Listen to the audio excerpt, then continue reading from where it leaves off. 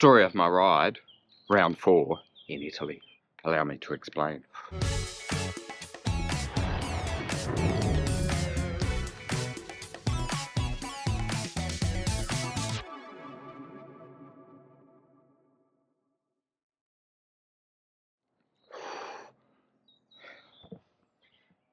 Number 1, the sun is shining.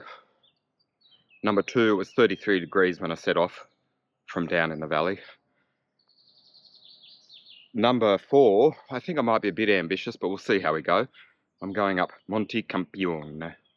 Again, apologies for my Italian accents throughout the course of this video.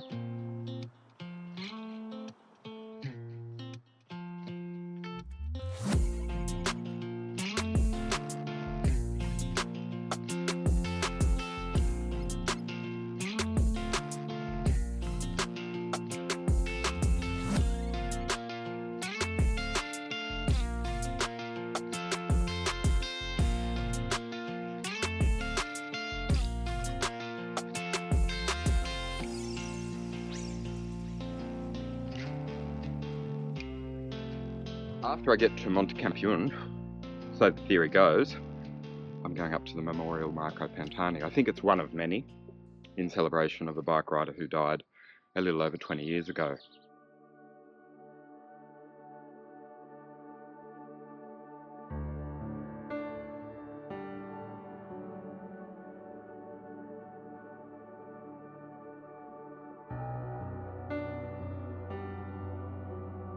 He won the Tour almost 26 years ago, and he had a colourful career, but the legend remains despite some of his many indiscretions.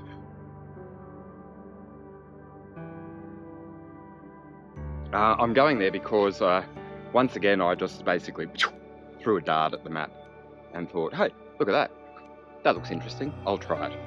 I'll report as it goes. This is the story of my ride for the 22nd of June 2024.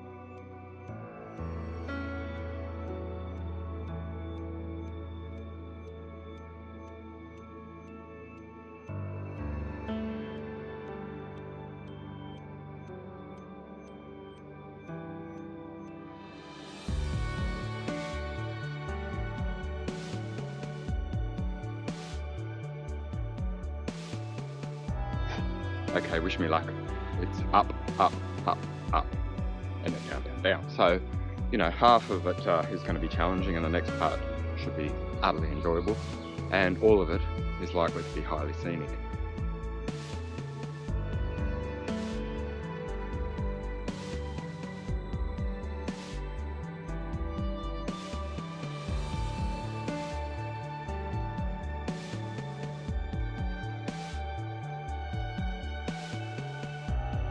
I would show you the view, only that I really opted for a bit of shade for this introduction. Okay, let's hit it.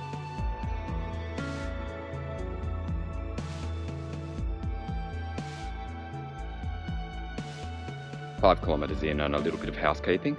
Yeah, that's where I stopped. Number 1, I'm not listening to tunes. I've got that there because I'm listening to instruction, because I'm not tech savvy and I didn't load the GPX onto my Wahoo Element Bolt. Number 2, very pretty. Number 3, up until now, let's say a bit over 4 kilometres in, I think I've seen a couple of reprieve moments of about 8%, but usually it's between 10 and 14-ish. So, you know, like if you're going to do this, first of all, load your GPX file, don't do as I did. Number 2, bring plenty of sustenance. Number 3, try not to load your pockets because you want to be as light as a feather. And what was the other one? Easy gears. And I'm playing this little game, you know, like I'll get to that hairpin and I'll have a sip.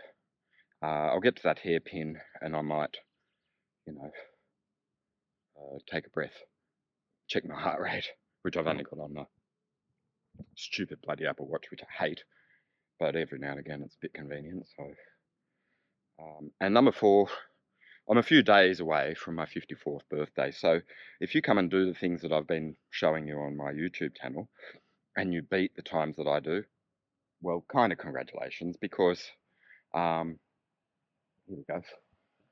Buongiorno. Santa Claus likes bread.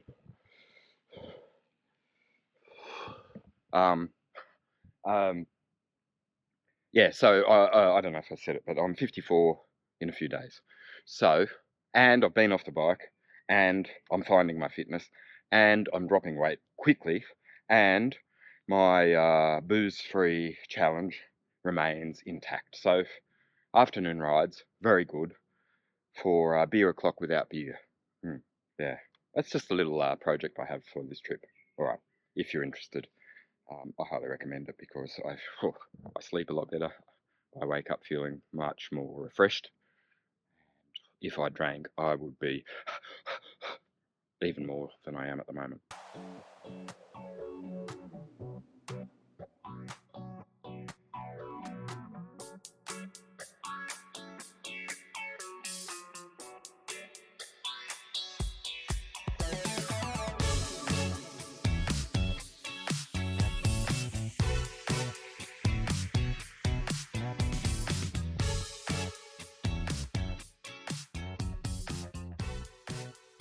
Just got the helmet off while there's minimal traffic. Excuse me, darling, if my hair looks stupid. I explained yesterday. So I got off via Montecampione, thankfully, because all of a sudden it's almost plateaued. I'm on the Via Aquabone now, and it's only been 5%. So positive holiday compared to that heart starter at the start.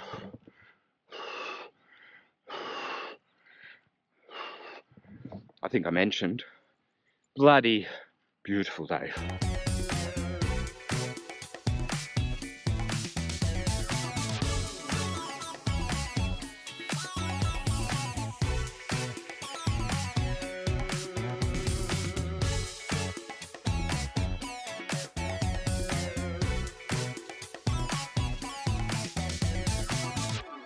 Oh shit, the black cat just crossed my path.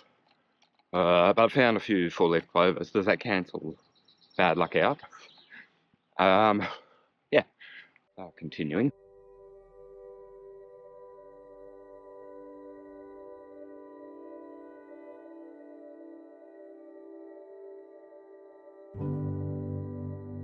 Warning, obvious statement coming up. Great for cycling, fantastic for bushwalking, and I've got to come here and do it again with a mountain bike and my son, or both my kids. Yeah, yeah, that would be a life-changing experience if I did that when one's 19 and one's 13. Yeah, I think they'd start thinking about what they want to do in the future. See the road there? Bloody terrific. See the road there? Not that good.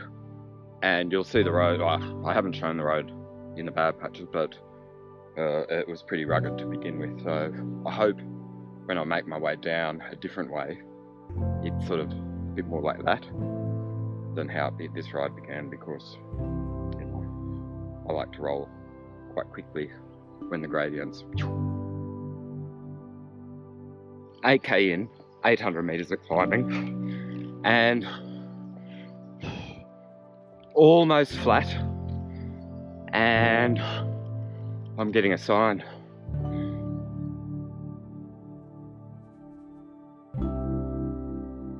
I think it's about to go up, up, up again. So, all right, settle in, Rob.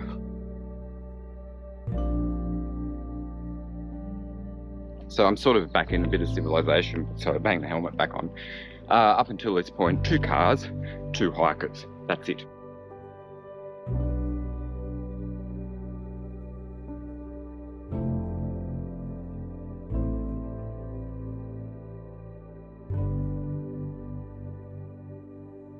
A little bit of a funny story, not really for me, but you might giggle. So that spot, that little trailhead, or that little section of the mountain bike and blah, blah, blah, I stopped there to say, hey, little tip, bring antihistamine with you, because like summer just struck like a week ago and the pollen is out and the insects are going crazy. Anyway, just to tell you the funny bit, before I got to explain my little antihistamine anecdote, this blowfly started gnawing into my ankle, and I was like, God damn, that hurts. And then I've had a few of those, and I can sort of deal with Aussie insects. I think I'm used to them. But this one, oh my God, it hurt like sin. And I've had some bad experiences in these last 10 days, like swelling. So, antihistamine people. And then it gets funnier. He says, just pull it over so he doesn't pant through this glory. Here's Ilarici, whatever. So, little township. Not only did he start gnawing into my leg, I don't know if insects have genders, I was like, shit, get away, like swatting it. It wouldn't have a bar of my, my getting rid of it process. And so I jumped on the bike, started pedaling, and it chased me for like uphill for a good kilometre. And it was just like, it was a panic. Anyway, guess what? I survived. It got bored with me and went off to probably find a deer or a cow or a goat to start munching into. Auto pause. Soaked. I've already downed a few bittens and I'm only 8k in.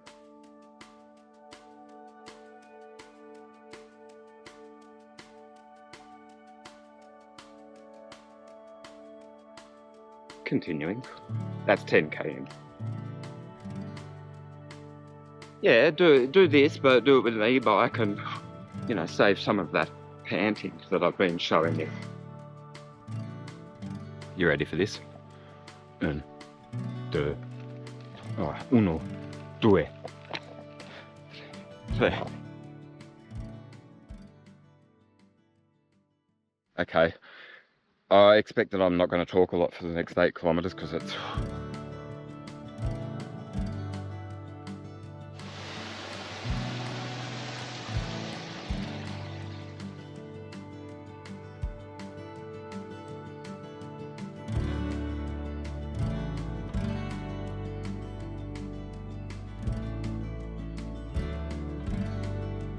closing in on the top. It's actually, yeah, it's been hard. Yeah, one of the slowest rides I've done in a while. 2 hours, 20 kilometres. Some talking to the camera, but a lot of panting. I'm quite surprised at how much I'm impressed by that statue. I sort of thought it'd be a good idea because it sort of was nearby where I was staying. And I do remember working on the 1998 Tour de France, and I do remember, the legacy of Marco Pantani, but,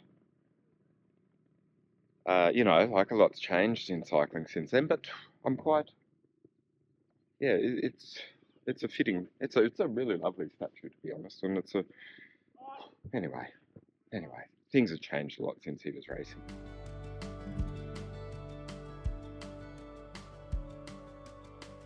Yeah, I'm a bit surprised. It feels like a little bit of a pilgrimage, but one that I hadn't planned. Story of my ride, Saturday, 22nd June, 2024.